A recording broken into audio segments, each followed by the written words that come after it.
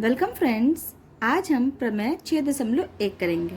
हमारा प्रमेय है, यदि किसी त्रिभुज की एक भुजा के समांतर अन्य दो भुजाएं को भिन्न भिन्न बिंदुओं पर प्रतिच्छेद करने के लिए एक रेखा खींची जाए तो ये अन्य दो भुजाएं एक ही अनुपात में विभाजित हो जाती हैं।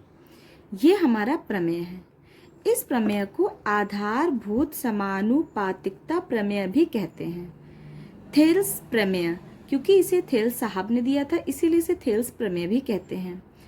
इंग्लिश में इसे बेसिक प्रोपोर्शनैलिटी थ्योरम कहते हैं या फिर आप थेल्स थ्योरम, बीपीटी यानी बेसिक प्रोपोर्शनैलिटी थ्योरम, और या फिर थेल्स थ्योरम। अब इसमें जो जो कहा गया है उसके लिए हम पहले त्रिभुज बना लेते हैं, आकृति बनाते हैं। कह रहा है यदि किसी त्रिभुज की एक भुजा, तो ये हमने त्रिभुज बना लिया। इस त्रिभुज की कह रहा है कि एक भुजा के समांतर, ये हमने बीसी भुजा ली, इसके समांतर डीई समांतर है। ये कह रहा है ये अन्य दो भुजाओं को भिन्न भिन्न बिंदुओं पर प्रतिच्छेद करते हैं। यानी जो डीई है हमारा, ये डीई ए बी भुजा और एसी भुजा को डी बिंदु और ई बिंदु पर प्रतिच्छेद कर रही है, और डीई हमारा बीसी के समांतर भी है। तो ये कह रहा है अगर ऐसा होता है तो अन्य दो भुजाएं एक ही अनुपात में विभाजित हो जाती हैं। अगर ऐसा है तो जो अन्य दो भुजाएं हैं यानी कि ए बी और ए सी, तब हमारा ए डी बटा डी बी ये बराबर होगा ए ई बटा ई सी के। यानी कि अगर डी ई समांतर बी सी है तो हमारा ए डी बटा डी बी और ए ई बटा ई सी ऐसा होगा। ये थेल्स थ्योरम है यानी बीपीटी, आधारभूत समानुपातिकता प्रमेय। हम उपपत्ति करते हैं। हमें जो जो दिया गया उसे हम लिख लेते हैं। हमारा डीई बीसी के समांतर है, तो हमारा जो डीई है वो बीसी के समांतर है, ये हमें दिया गया है। और हमें सिद्ध क्या करना है? हमें सिद्ध करना है कि हमारा AD बटा DB, ये बराबर होगा हमारा AE बटा EC के, AE बटा EC के। ये हमें ये चीज़ सिद्ध करनी है। इसके लिए हम कंस्ट्रक्शन करेंगे।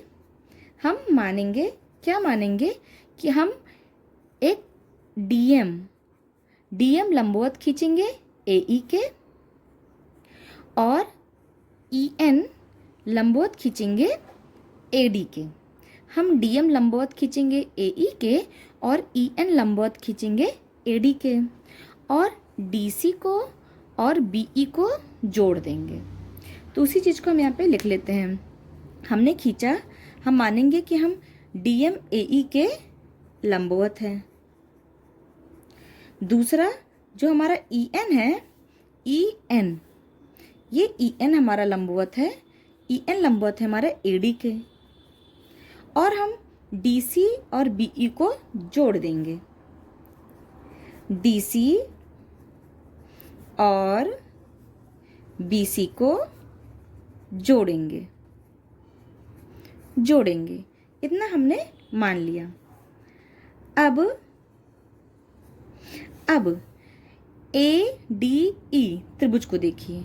ADE त्रिभुज का जो क्षेत्रफल है, यानी कि एरिया, क्षेत्रफल ऑफ त्रिभुज ADE, यानी ADE का जो क्षेत्रफल होगा, ये इसको हम बटा करेंगे क्षेत्रफल त्रिभुज BDE के। यानी हम दो त्रिभुज देखेंगे, एक ADE त्रिभुज को, यानी हमने ADE त्रिभुज, ये त्रिभुज को देखा पूरा, और BDE ये त्रिभुज, इन दोनों त्रिभुजों को हम देखेंगे क्योंकि इसमें हमारा AD और BD मिल रहा है और हमें इसी की ज़रूरत भी है। इसीलिए हमने ADE त्रिभुज को देखेंगे और BDE त्रिभुज को देखेंगे। तो इन दोनों के जो क्षेत्रफल को है हम उनको बटा कर देंगे, यानी क्षेत्रफल त्रिभुज ADE बटा क्षेत्रफल त्रिभुज BDE बराबर, जो कि ADE का जो एरिया है यानी जो क्षेत्रफल है वो हाफ गुड़े आधार, आधार हमारा क्या है, AD है, गुणे और लंब क्या है हमारा, EN है, EN हम लिख दिए, बटा जो क्षेत्रफल है त्रिभुज BDE का, BDE इसका जो क्षेत्रफल है वो भी होगा हमारा हाफ गुणे आधार, आधार तो हमारा BD हो गया, BD गुणे लंब, इसका लंब मतलब जो लंब यानी 90 डिग्री गिरा होगा, तो इसका जो अगर हम आगे बढ़ाएंगे तो ये EN, जब हम BD को आगे बढ़ाएंगे और ये जो EN है ये BD पे ही लंब होगा, 90 डिग्री बना रहा है, यानी कि यहाँ पे हमारा क्या आ जाएगा, EN आ जाएगा, बराबर हाफ हाफ कट जाएगा, EN से EN हमारा कट जाएगा, यानी कि AD बटा BD आ जाएगा। एरिया त्रिभुज ADE बटा एरिया यानी क्षेत्रफल त्रिभुज BDE, इसको हम समीकरण 1 मानते हैं। अब हम फिर से त्रिभुज ADE को देखेंगे, इस बार हम त्रिभुज DEC को देखेंगे। अब की हम त्रिभुज ADE को देखेंगे और DEC को देखेंगे, यानी कि इस त्रिभुज को देखेंगे, क्योंकि इसमें हमारा AE बटा EC आ रहा है और इसी की हमें ज़रूरत है, इसलिए हमने इस त्रिभुज को देखा और इस त्रिभुज को देखा।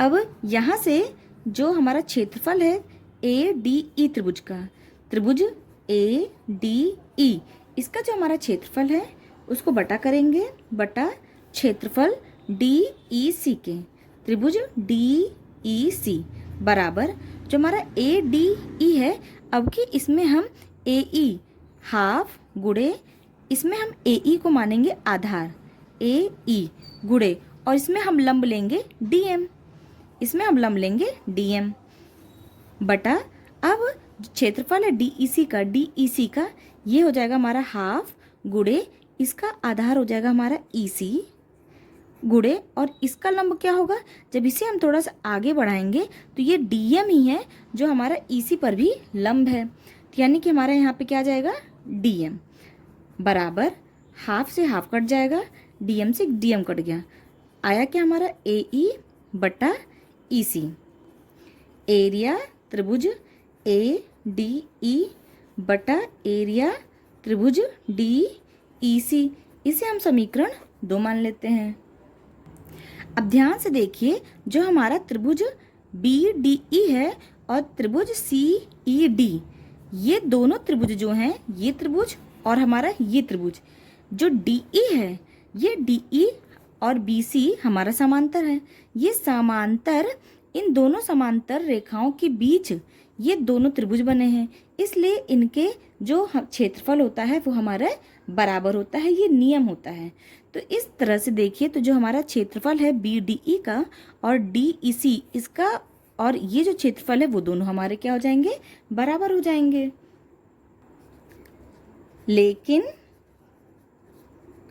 लेकिन हमारा जो DE है वो समांतर है BC के। आप यहाँ से देखिए, जो DE है वो BC के हमारे क्या है, समांतर है, इसलिए जो ये BDE का जो क्षेत्रफल होगा वो हमारा DEC क्षेत्रफल बराबर होगा।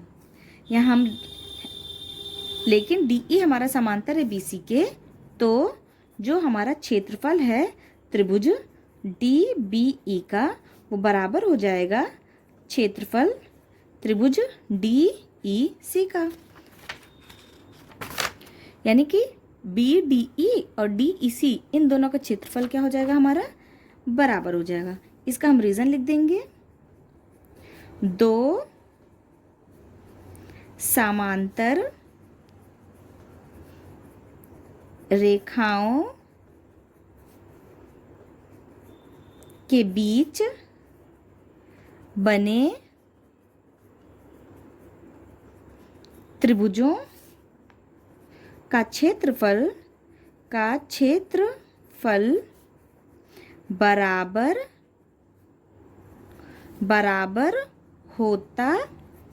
का क्षेत्रफल बराबर होता है।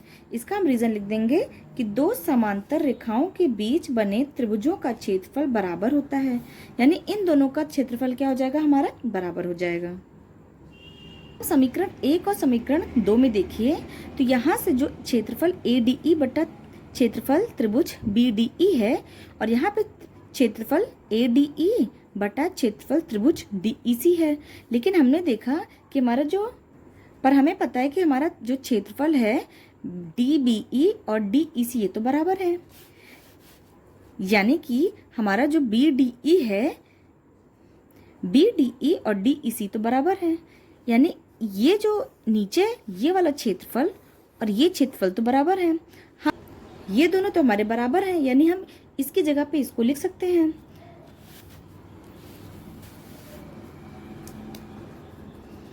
अतः क्षेत्रफल त्रिभुज ADE बटा क्षेत्रफल त्रिभुज BDE हम ऐसा लिख सकते हैं, बराबर AD बटा BD।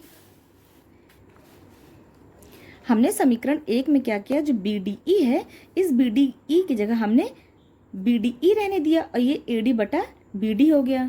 अब इस समीकरण को हम 3 मान लेते हैं, ये समीकरण हमारा 3 हो गया। अब जो समीकरण 2 में हमारा DEC है, इस DEC की जगह हमने DBE लिख लेते हैं, यानी कि क्षेत्रफल त्रिभुज ADE बटा क्षेत्रफल त्रिभुज DEC ये किसके बराबर हो जाएगा, क्षेत्रफल त्रिभुज ADE बटा क्षेत्रफल, चूंकि ये दोनों बराबर हैं यानी कि ये हमारा त्रिभुज BDE हो जाएगा। और ये किसके बराबर है, और ये हमारा किसके बराबर है, AE बटा EC के, AE बटा EC के। हम इसे समीकरण 4 मान लेते हैं। अब आप समीकरण 3 और समीकरण 4 में देखिए, क्षेत्रफल ADE बटा क्षेत्रफल BDE, क्षेत्रफल ADE बटा क्षेत्रफल BDE ये दोनों हमारे बराबर हैं। जब हमारे LHS बराबर होते हैं तो हमारे RHS भी बराबर हो जाएंगे, यानी कि हमारा फिर AD बटा BD ये बराबर हो जाएगा हमारा AE बटा EC के। और यही हमें सिद्ध करना था, यही हमारा आंसर हो जाएगा।